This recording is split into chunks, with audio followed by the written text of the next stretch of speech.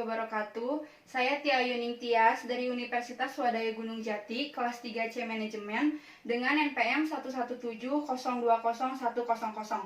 Di sini saya akan mempresentasikan materi tentang perilaku belanja pelanggan dalam bisnis retail.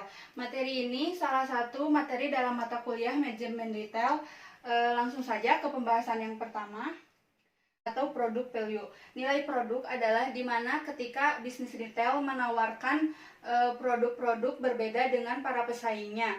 Jadi si bisnis retail ini menawarkan atau menjual produk-produk berbeda dengan yang lainnya. Misalnya ada range market. Range market itu menjual produk-produk import yang tidak dimiliki oleh bisnis retail lainnya. Itu akan menjadi nilai tambah bagi bisnis tersebut dan akan menarik para pelanggan, dan si pelanggan akan tertarik berbelanja ke bisnis retail tersebut. Kedua, ada nilai penetapan harga atau pricing value. Nilai penetapan harga itu di mana para pebisnis retail menawarkan atau menjual produk yang berkualitas tapi dengan harga di bawah standar, atau menjualnya dengan harga yang lebih murah dibandingkan para pesaing. Jadi para pebisnis retail itu harus bisa menetapkan harga yang lebih murah agar bisa menjadi nilai tambah bagi pelanggan. Yang ketiga, ada nilai letak lokasi atau location value. Nilai letak lokasi ini juga bisa menjadi nilai tambah bagi para pelanggan. Jadi pebisnis retail harus bisa membuat retail itu lokasinya yang strategis, yang dapat dilampaui oleh para pelanggan. Jadi si pelanggan tidak susah untuk berbelanja ke bisnis retail tersebut. Jadi contohnya ada Alfamart dan Indomart. Alfamart dan Indomart itu selalu membuka atau membuat retail di tempat-tempat lokasi yang strategis. Jadi itu menjadi nilai tambah bagi para pelanggan. Yang terakhir, ada nilai layanan konsumen dan penyediaan suasana.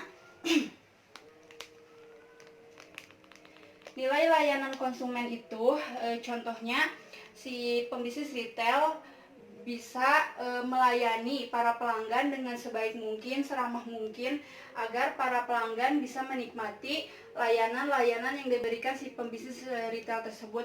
Contohnya, bisnis retail bisa menyediakan antar barang ke rumah pelanggan agar si pelanggan tidak usah pergi ke retail. Itu akan menambah nilai bagi pelanggan. Lalu ada penyediaan suasana. Penyediaan suasana di sini bagaimana kita menciptakan suasana di dalam retail itu senyaman mungkin, bisa dengan tata letak dengan rapi, dengan menarik, juga dengan suasana musik yang bisa dinikmati oleh semua kalangan. Jadi kita itu harus pintar-pintar menyediakan suasana yang bisa dinikmati oleh pelanggan sehingga pelanggan bisa berlama-lama berbelanja di retail tersebut. Selanjutnya ada nilai perspektif dalam perilaku konsumen. Nilai perspektif ini dibagi menjadi 3 poin. Yang pertama ada perspektif pengambilan keputusan. Di dalam perspektif pengambilan keputusan ini dibagi menjadi 2 rute. Yang pertama ada pengambilan keputusan keterlibatan tinggi. Keterlibatan tinggi di sini di mana para konsumen mencari informasi produk atau jasa dari awal sampai akhir.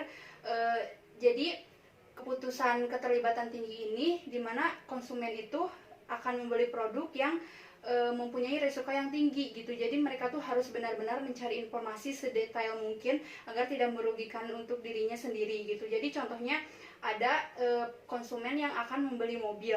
Jadi konsumen itu benar-benar mencari informasi dari A sampai Z. Apakah mobil tersebut cocok untuk dipakai keluarganya, apakah cocok untuk dipakai jalan-jalan, dipakai untuk kerja. Jadi mereka itu tidak ingin mengambil resiko sehingga akan benar-benar mengambil keputusan yang membuat mereka puas gitu. Ada keputusan keterlibatan rendah. Keputusan rendah ini sama seperti keterlibatan tinggi, di mana para konsumen mencari informasi produk atau jasa itu dari awal sampai akhir, tetapi keterlibatan rendah ini tidak berisiko terlalu tinggi atau berisiko rendah. Contohnya, konsumen akan membeli sepatu sepak bola. Apakah sepatu sepak bola itu cocok digunakan untuk sepak bola, atau mereknya harus mencari merek lain? Jadi mereka itu mencari-cari produk sepatu sepak bola itu sedetail mungkin agar menjadi kepuasan tersendiri. Lalu selanjutnya ada motif belanja konsumen. Yang pertama ada motif primer. Motif primer di sini di mana para konsumen atau pelanggan membeli produk kebutuhan sehari-harinya sesuai dengan gaya mereka. Jadi contohnya mereka membeli makanan dengan kebutuhan mereka, dengan sesuai seleranya mereka gitu. Jadi tidak milih-milih. Yang kedua ada motif selektif. Motif selektif ini juga sama, para pelanggan membeli produk sesuai dengan kebutuhannya, tetapi dengan milih-milih gitu produknya. Contohnya ada pelanggan yang akan membeli pasta gigi, tapi si pelanggan itu ingin dari merek Pepsodent. Jadi mereka tuh sudah intinya udah serak gitu sama Pepsodent tersebut. Jadi untuk membeli pasta gigi gitu akan selektif, memilih dengan produk Pepsodent tersebut. Jadi mereka itu tidak ingin membeli dengan produk lain gitu. Seperti itu contohnya. Yang ketiga ada motif rasional. Motif rasional ini di mana para pelanggan membeli produk di suatu retail di mana mereka itu benar-benar membutuhkan produk tersebut. Misalnya si pelanggan membeli makanan untuk dimakan sehari-hari, jadi mereka itu membeli makanan itu karena memang dibutuhkan. Yang keempat atau yang terakhir ada motif emosional. Motif emosional di sini di mana para pelanggan membeli suatu produk hanya untuk kepentingan kepuasannya, untuk gengsinya, untuk memuaskan dirinya aja gitu. Jadi mereka itu membeli produk itu tanpa disadari apakah produk tersebut dapat dimanfaatkan atau hanya untuk emosi sesaatnya saja. Yang selanjutnya ada motivasi konsumen untuk berbelanja. Motivasi ini dibagi menjadi dua. Yang pertama ada utilitarian shopping motivation. Utilitarian shopping motivation ini di mana para pelanggan membeli produk yang benar-benar dia butuhkan, yang benar-benar bisa dimanfaatkan sebaik mungkin. Contohnya ada seorang mahasiswa membeli smartphone karena si mahasiswa tersebut benar-benar membutuhkan smartphone itu untuk kuliah, untuk dimanfaatkannya fitur-fitur di dalam smartphone tersebut. Lalu ada hedonic shopping motivation. Hedonic shopping motivation itu sangat terkenal di kalangan era sekarang dari kata hedon. Jadi mereka itu berbelanja hanya buat hedon-hedon aja gitu. Contohnya untuk buat senang-senang, buat pamer sana sini tanpa memperdulikan apakah mereka itu tahu manfaatnya atau enggak gitu si produk tersebut. Contohnya ada seorang mahasiswa membeli smartphone, tapi si mahasiswa tersebut tidak tahu dimanfaatkan untuk apa smartphone itu. Jadi mereka tuh hanya ingin diakui atau hanya ingin dilihat bahwa dia itu mengerti smartphone masa kini gitu. Jadi hedonik itu untuk orang-orang yang berbelanja untuk hedon-hedon saja. Selanjutnya ada pembelian tak terencana. Di sini ada faktor-faktor yang mempengaruhi pembelian tak terencana. Yang pertama ada penggunaan daftar belanja atau shopping list. Shopping list itu dimana ketika kita akan berbelanja ke suatu retail, kita menulis unit-unit apa saja yang akan dibeli. Tetapi menurut penelitian 70% shopping list itu tidak bermanfaat. Jadi kita itu ketika udah berbelanja di bisnis retail, kita akan keluar dari zona shopping list itu. Jadi kita tuh ketika melihat produk-produk yang kita butuhkan, pasti kita akan membeli ini, membeli itu. Jadi itu akan menjadikan faktor pembelian tak terencana. Yang kedua ada pemilihan toko, ada lokasi toko. Ketika kita memutuskan untuk berbelanja retail, kita akan memilih lokasi toko. Jadi bagaimana kemudahan transportasinya, jam operasionalnya, pemilihan produk, dan parkirnya. Jadi ketika kita mendapatkan retail yang jam operasionalnya 24 jam contohnya, jadi kita tuh akan lebih lama-lama di dalam retail tersebut. Jadi kita tuh akan belanja ini, belanja itu, jadi pembelian produk-produk tak terencana itu menjadi terlaksanakan gitu. Jadi faktor-faktor ini tuh sangat mempengaruhi pembelian tak terencana. Yang ketiga ada pengaruh nuansa toko atau store atmosphere, di mana ketika para pelanggan berbelanja ke suatu retail, mereka melihat suasana retail tersebut sangat nyaman, jadi mereka itu tidak terasa gitu untuk berbelanja ini itu. Di sini ada faktornya, ada desain toko. Desain toko itu desain toko bisa menarik, bisa unik, jadi pelanggan akan betah-betah berlama-lama berbelanja di retail tersebut. Lalu ada tata letak toko. Tata letak toko itu ketika retail membuatnya serapih mungkin, ditata dengan baik antara produk ini dan produk ini itu dibedakan sesuai dengan kebutuhannya atau sesuai dengan manfaatnya. Jadi si pelanggan itu bisa lebih nyaman, bisa lebih mudah, sehingga pembelian tak terencana itu terjadi begitu saja karena nuansa toko yang dinikmati oleh si pelanggan. Lalu ada penerangan. Ketika penerangannya membuat puas si pelanggan itu bisa puas berbelanja di retail tersebut dengan sesuai keinginan mereka, sehingga pembelian produk tak terencana itu terjadi. Lalu ada warna, ada musik, ada aroma, itu juga menjadi faktor yang penting bagi pembelian tak terencana, dimana contohnya di retail tersebut menyediakan musik yang bisa dinikmati oleh semua kalangan, sehingga si pelanggan itu berbelanja sesuka hati mereka, sehingga membuat atau terjadinya pembelian tak terencana tersebut. Selanjutnya ada pemecahan masalah. Ada pemecahan masalah keputusan pembelian. Yang pertama ada pemecahan masalah luas.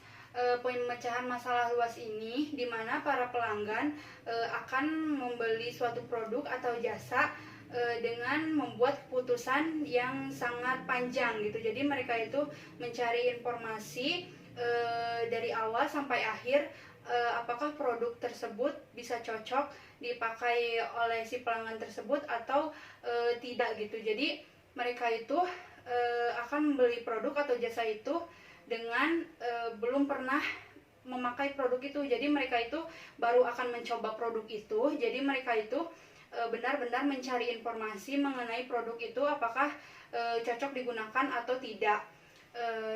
Yang kedua ada pemecahan masalah terbatas. Pemecahan masalah terbatas ini mengandalkan informasi pribadi gitu. Jadi si pelanggan sudah pernah memakai produk ini, jadi mereka itu bisa mengambil keputusan sesuai dengan dirinya sendiri gitu. Jadi mereka itu udah pernah memakai produk itu, jadi tidak usah mengambil keputusan secara luas lagi. Jadi bisa dibatasi oleh dirinya sendiri karena mereka tuh udah tahu produk itu bermanfaat bagi kita. Jadi mereka itu akan membeli produk itu gitu. Jadi tidak memikirkan masalah yang lainnya. Lalu yang ketiga ada pengambilan keputusan bersifat kebiasaan. Pengambilan sifat kebiasaan ini di mana para pelanggan sudah mempunyai langganan retail, jadi mereka itu tidak segan-segan untuk berbelanja di retail tersebut. Jadi mereka tuh udah mempercayai retail itu untuk dibelinya produk. Jadi tidak usah membuat keputusan-keputusan yang luas lagi karena sudah percaya akan dirinya atau sudah percaya sama retail tersebut. Selanjutnya ada jenis kebutuhan. Jenis kebutuhan ini dibagi menjadi dua. Yang pertama ada kebutuhan fungsional dan kebutuhan psikologis. Kebutuhan fungsional ini di mana para pelanggan membeli produk yang benar-benar ia butuhkan, yang benar-benar ia mengerti akan manfaat produk tersebut gitu. Jadi mereka tuh membeli produk itu karena emang butuh, karena emang bisa dimanfaatkan oleh dia gitu. Contohnya seorang pekerja membeli laptop karena dibutuhkan untuk menunjang pekerjaannya. Jadi mereka tuh membeli laptop itu karena ngerti gitu buat kebutuhan kerjanya dia, buat menunjang menunjang kebutuhannya, mengerti manfaatnya. Jadi mereka membeli laptop itu karena memang butuh dan bisa dimanfaatkan sebaik mungkin. Sedangkan kebutuhan psikologis adalah dimana para pelanggan membeli produk itu tidak tahu apa sih manfaatnya, apakah mereka benar-benar membutuhkan produk tersebut. Jadi mereka membeli produk tersebut hanya mengikuti emosional dan mengikuti kemauan hasrat berbelanjanya mereka aja gitu. Jadi mereka tuh nggak ngerti apakah produk yang dibelinya itu benar-benar bermanfaat dan benar-benar dibutuhkan atau tidak. Contohnya seorang membeli laptop dengan keluaran terbaru hanya karena ingin diakui, hanya karena gengsinya. Jadi mereka tuh membeli laptop keluaran terbaru hanya karena ingin diakui gitu, nggak mau kalah oleh orang lain. Jadi mereka tuh benar-benar mengikuti emosinya mereka agar mereka itu bisa benar-benar puas atas keputusan membeli produk tersebut. Selanjutnya ada pencarian informasi tentang retail. Yang pertama ada jumlah informasi yang dicari. Selanjutnya ada mencari informasi tentang retail. Ketika pelanggan sudah memutuskan memerlukan kebutuhan apa, memerlukan produk apa, maka si pelanggan itu akan mencari informasi tentang retail mana yang cocok untuk dibeli produknya. Yang pertama ada jumlah informasi yang dicari.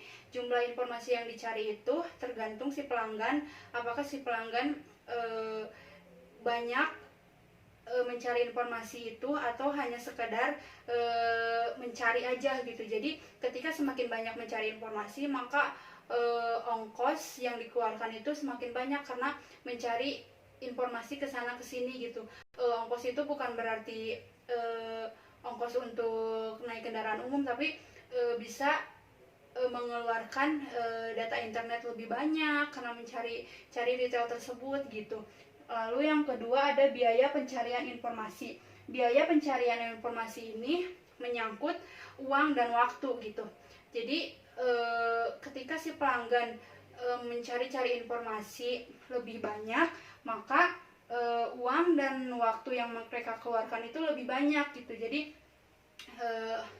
ketika si pelanggan ini akan membeli suatu produk yang menurut dia itu penting, maka mereka itu akan terus mencari-cari retail mana yang cocok untuk dibeli produknya gitu. Jadi nggak sembarangan membeli produk di retail ini gitu. Jadi mereka itu akan mencari-cari kemana-mana yang menurut mereka itu cocok gitu. Hal tersebut akan menyita waktu yang lebih banyak juga gitu. Jadi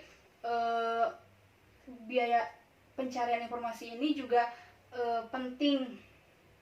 Yang terakhir ada sumber informasi. Sumber informasi ini dibagi menjadi dua, ada informasi eksternal dan informasi internal. Informasi internal itu di mana kita mendapatkan informasi itu dari si retail tersebut. Ketika kita sudah menjadi anggota atau mempunyai kartu anggota pelanggan, jadi kita tuh akan mendapatkan informasi lebih gampang dari si retail tersebut mengenai produk itu gitu, mengenai produk yang akan kita beli. Lalu informasi eksternal itu didapatkan melalui iklan-iklan di media sosial, iklan di majalah atau berita gitu. Jadi kita tuh mendapatkan retail itu dari iklan. Selanjutnya ada evaluasi retail. Yang pertama, kriteria evaluasi. Kriteria evaluasi ini di mana para pelanggan masih mencari-cari atau mengevaluasi secara banyak pertimbangan gitu. Jadi pertimbangan mengevaluasi jaraknya, mengevaluasi produk yang ditawarkan di retail tersebut bagaimana, apakah produknya memuaskan, apakah pelayanannya memuaskan, suasananya memuaskan. Jadi mereka tuh kriteria evaluasi di sini masih mempertimbangkan banyak hal gitu. Lalu yang kedua ada karakteristik toko yang dirasakan. Karakteristik toko yang dirasakan di sini para pelanggan mengevaluasi bagaimana karakter dalam retail tersebut, apakah suasananya menyenangkan sehingga bisa berbelanja dengan nyaman, apakah pelayanannya baik, para karyawannya ramah, atau produk yang ditawarkannya benar-benar berkualitas, lalu juga apakah harganya sesuai dengan produk yang ditawarkan, seperti itu. Lalu ada proses perbandingan. Proses perbandingan di sini di mana tahap para pelanggan membandingkan antara retail satu dengan retail yang lainnya. Jadi mereka itu berbelanja di retail-retail yang berbeda, lalu mereka membandingkan retail tersebut mana yang lebih baik, mana yang lebih memuaskan bagi si pelanggan. Jadi proses perbandingan ini termasuk ke dalam evaluasi retail tersebut. Lalu ada toko yang dapat diterima. Toko yang dapat diterima ini di mana si pelanggan bisa menerima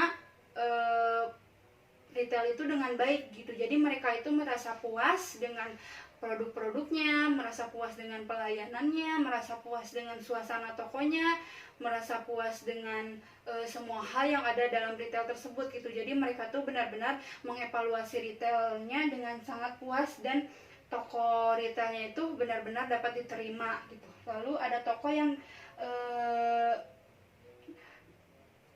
tidak dapat diterima. Toko yang tidak dapat diterima ini dimana menurut si pelanggan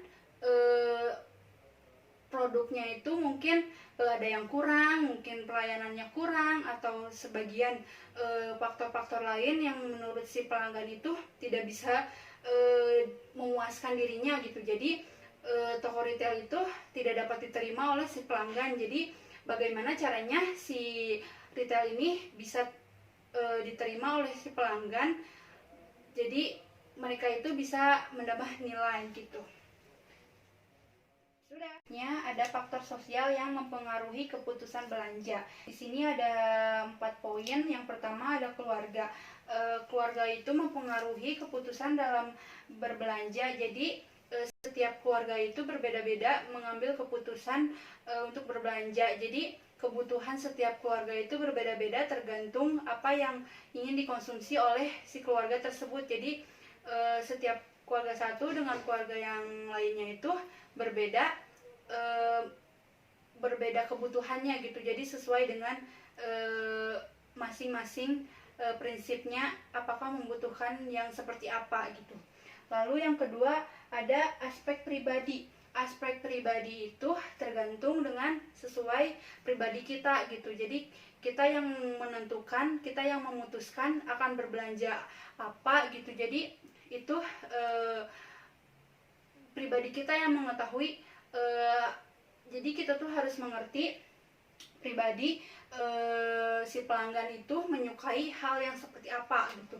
Lalu yang ketiga ada faktor budaya. Faktor budaya itu sesuai dengan budaya atau kultur masing-masing pelanggan itu. Jadi setiap budaya itu memutuskan berbelanja itu sangat beda gitu. Setiap budaya itu pasti memutuskan berbelanja itu masing-masing mempunyai keputusannya tersendiri. Jadi kita tuh harus bisa memahami faktor budaya sesuai dengan budaya-budaya yang ada di Indonesia ini atau budaya-budaya yang ada di luar negeri. Sekalipun kita tuh harus mengerti keputusannya itu yang seperti apa yang mereka inginkan gitu. Jadi setiap budaya pasti berbeda keputusan berbelanjanya.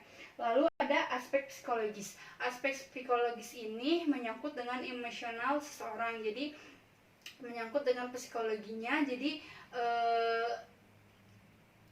keputusan berbelanjanya itu sesuai dengan emosi yang mereka rasakan gitu. Jadi kita tuh harus benar-benar bisa mengetahui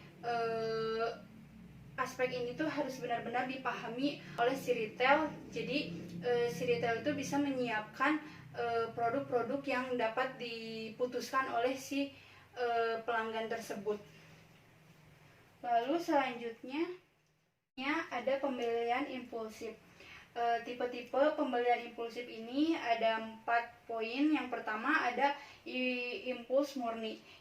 Impuls murni ini dimana ketika ada pelanggan atau konsumen sedang berbelanja di suatu retail, lalu mereka itu tadinya hanya hanya cuma ingin membeli produk-produk makanan gitu untuk kebutuhan sehari-harinya, tetapi tidak sengaja melihat produk pengering rambut gitu. Jadi mereka itu langsung membeli si pengering rambut tersebut. Lalu yang kedua ada impuls pengingat. Impuls pengingat ini dimana ketika ada seorang pelanggan atau konsumen sedang berbelanja, lalu mereka itu membuat shopping list gitu, dan shopping listnya itu sudah terpenuhi semua. Ketika mereka sudah ngantri di kasir, terus mereka itu melihat produk sampo gitu, jadi mereka itu langsung teringat bahwa sampo di rumahnya itu udah habis ya. Jadi mereka tuh keingetan kalau samponya udah habis, jadi mereka tuh langsung beli gitu.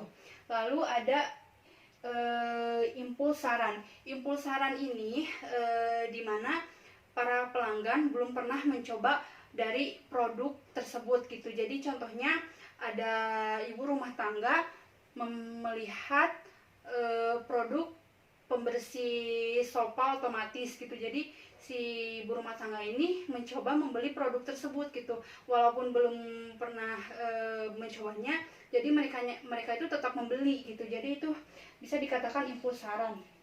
Lalu yang terakhir ada impuls terencana. Impuls terencana itu ketika contohnya ada seorang pelanggan sedang berbelanja di suatu retail, lalu tidak sengaja di retail tersebut sedang diadakannya diskon besar-besaran. Jadi mereka itu langsung mendatangi diskon itu, langsung membeli produk-produk yang sedang diskon. Jadi itu termasuk impuls. Selanjutnya ada perilaku belanja konsumen Indonesia. Yang pertama ada pengeluaran konsumen Indonesia per sektor. Menurut hasil riset Euromonitor tahun 2004, konsumen Indonesia lebih banyak berbelanja ke sektor makanan. Jadi mereka itu hampir setiap hari belanja di sektor makanan, lalu mengurangi berbelanja di non sektor makanan. Jadi mereka tuh menyisihkan uangnya, menyimpan uangnya untuk biaya pendidikan dan biaya kesehatannya gitu. Jadi mereka tuh tidak berbelanja ke sektor lain lebih banyak dibandingkan di sektor makanan. Lalu selanjutnya ada kebiasaan belanja dan gaya hidup. Kebiasaan belanja dan gaya hidup ini diberlakukan biasanya untuk kalangan anak-anak muda zaman sekarang. Jadi mereka itu kebiasaan berbelanja baju, make up gitu. Jadi mereka itu berbelanja perilakunya itu sesuai gaya hidup mereka gitu. Jadi mereka tuh berbelanja sesuka hati mereka, apa yang mereka inginkan akan dibeli gitu. Stop. Selanjutnya ada pendekatan untuk segmentasi pasar. Yang pertama segmentasi geografis. Segmentasi geografis ini mengelompokkan dalam lingkungan tempat tinggal mereka, lokasi tempat tinggal mereka, jaraknya bagaimana, seperti itu. Kalau segmentasi demografis ini mengelompokkan pelanggan sesuai dengan umur, jenis kelamin, pendapatan mereka, pendidikan mereka gitu. Jadi menyesuaikan sesuai itu semua gitu. Lalu segmentasi geodemografis. Segmentasi ini menggabungkan antara segmentasi geografis dan demografis. Jadi karakteristiknya tuh sesuai dengan geografis dan demografis. Lalu yang keempat ada segmentasi psikografis. Segmentasi ini sesuai dengan psikografisnya para pelanggan. Jadi melakukan segmentasi sesuai psikografis si pelanggan tersebut gitu. Lalu yang selanjutnya ada segmentasi situasi pembelian. Situasi pembelian ini sesuai dengan segmentasi yang diperlukan oleh si pelanggan gitu. Jadi mengelompokkan berbagai situasi para pelanggan gitu. Lalu yang terakhir ada segmentasi berdasarkan manfaat. Segmentasi berdasarkan manfaat ini mengelompokkan produk-produk sesuai manfaat yang dimanfaatnya oleh si pelanggan tersebut gitu. Contohnya si para pelanggan ini menginginkan produk fashion yang murah. Jadi kita akan mengelompokkan itu ke dalam segmentasi manfaat sesuai harga seperti itu. Selanjutnya ada penentuan target. Penentuan target ini dibagi menjadi dua. Yang pertama target pasar utama atau primary target market. Target pasar utama ini dijadikan segmentasi pertama oleh perusahaan yang akan dijadikan promosi yang pertama gitu. Yang kedua ada target pasar sekunder. Target pasar sekunder ini karakteristiknya sama dengan target pasar utama, tetapi mempunyai perbedaan-perbedaan sesuai dengan retailnya tersebut gitu. Yang selanjutnya ada penentuan posisi. Penentuan posisi adalah membentuk citra perusahaan. Jadi bagaimana perusahaan tersebut mempunyai citra yang dapat melekat di hati para konsumen atau pelanggannya gitu. Jadi retail tersebut harus benar-benar mempunyai citra agar diingat selalu oleh para pelanggan. Lalu penentuan posisi sebagai proporsional nilai dan value proposition. Jadi contohnya ada Kentucky Fried Chicken.